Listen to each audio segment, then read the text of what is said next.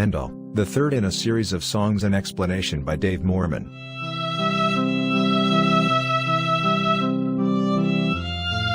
Dave headed off to college in 1968, wanting to become a great filmmaker like Fellini or Hitchcock. Unfortunately, Steven Spielberg and George Lucas beat him to the punch. So he studied television and film production. He also married Sherry Walton, and, before finally graduating, became the father of Matthew. The family strayed away from being lifetime Methodists and worshipped at Unity. His work was with an audiovisual production company, but things changed and he wound up as a manager of a shoe department.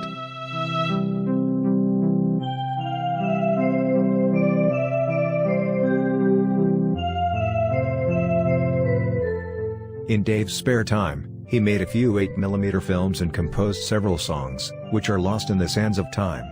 Amateur music was mostly ephemeral in those days, not unlike before the miracle of sound recording.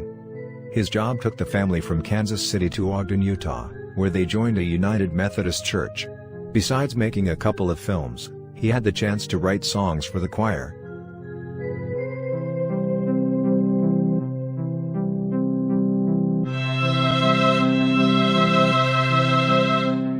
Songwriting was a chore, sloppily penned notes on music manuscript paper. And, of course, when the pianist played his songs, they needed to be corrected by hand. While at that church, Dave began to ponder philosophy and theology. And he got his first computer, a TRS-80 Model 1. With it, he could make games, albeit silent, and lay out logical structures. Dave seemed to be moving on 4 tracks: theology, music, film, and computer programming.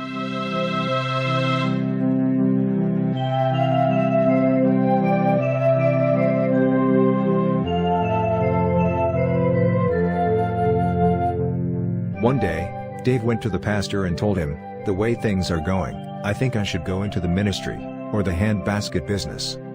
The pastor replied, "What do you mean by handbasket?" "The world seems to be going to hell in a handbasket," Dave explained. "So, maybe I should make a buck or two." The pastor said, "Let's talk about the ministry."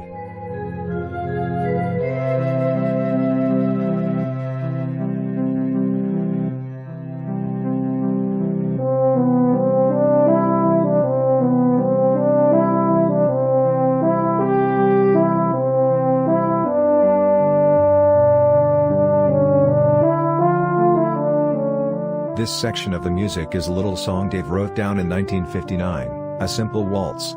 It has a somewhat surprising chord progression, enveloped in what a 9-year-old would normally compose, if normal 9-year-olds composed much music. He would never be a Lucas or Spielberg, and certainly not a Mozart. But something keeps bubbling up.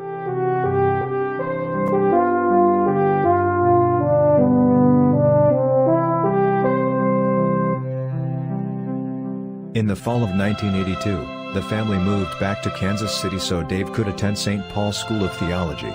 This was the first time he was really challenged by education. Dave graduated in 1985, with a Master's of Divinity degree. Then all he had to do was get a job.